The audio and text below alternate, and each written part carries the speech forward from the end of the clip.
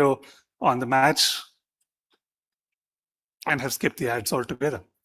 But we're okay with it. It's how we've come to this stage as well. So why are we obsessing so much about saying maybe likes and engagements and impressions are not the right way to measure impact on the digital first world? And why has attention got so much attention? It goes back to what I said earlier. It goes back to what Herbert Simon said earlier, right? That without passing through the bottleneck of attention, we're not getting anywhere. So that becomes critical. And at dentsu, we've been trying to crack this, and we've got a metric called attentive reach, and it's come after a lot of experimental research. And we're not quite there yet, but I believe we are in a sufficiently confident place to say the way that TV meters made for reliable and consistent and replicable measurement of TV viewing and the impact of that, attentive reach is a valid enough measure for it. But maybe there's a lot more to be done on that front. But I want to go back to this statement, and you'll notice a slight difference over here. I've removed the word human. And this is where we start getting into the shape of attention. The day is probably not far when we outsource most of our consumption decision makings to AI, to agents that we create, not even through vibe coding, but that's just there for us to pick up and own and make our own, right? Empathy married with personalization that turns AI agents into our personal agents. That is not very far away.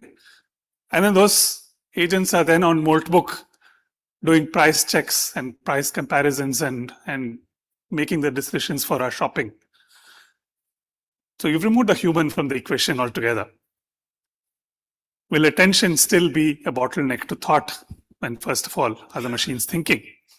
As Moltbook demonstrates, looks like they're approaching something like conscious thought. And if machines are talking to machines, then how do we create the interventions that ensures that attention is not a bottleneck to thought and therefore to what comes after, whether that's perception, whether that's action, whether those are decisions. We've just now graduated, if we stay in the realm of performance marketing, from search engine optimization to generative engine optimization, GEO, as some of us are probably already deploying. And it's still not even the tip of the iceberg.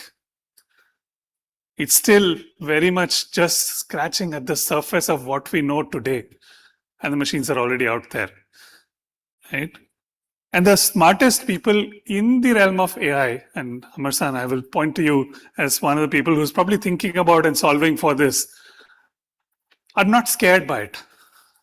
They're not terrified by it. They're saying, how can we use this to our advantage? Because we are the ones still figuring out what machines can do and cannot do. And so shaping attention or shaping the shape of attention is something that's still entirely in our hands. The fourth one goes even farther out. Just yesterday, Neuralink. Everybody familiar with Neuralink in this room? Okay, that's just 1, 2, 3 hands. Okay, 5 hands, 6 hands. Okay, Neuralink is the... Let me put a disclaimer before this. I'm not at all a fan of Elon Musk. But his company is working on this technology called Neuralink, which is an implant into human brains that allows a person to interact with the external world, just like they were interacting with them, except with heightened powers of perception and action and thinking. Now, initially at least, Neuralink has been developed to enable cognitive actions with people who cannot speak, who are not fully mobile. So think about Stephen Hawking. Think about people who have traumatic brain and spinal cord injuries. Think about people who've lost their voices. Think about people with Parkinson's or Alzheimer's, right? So those who are unable to communicate what their brain is producing in terms of signals, Neuralink is a technology that is meant to help overcome that barrier. Last year, they did a human clinical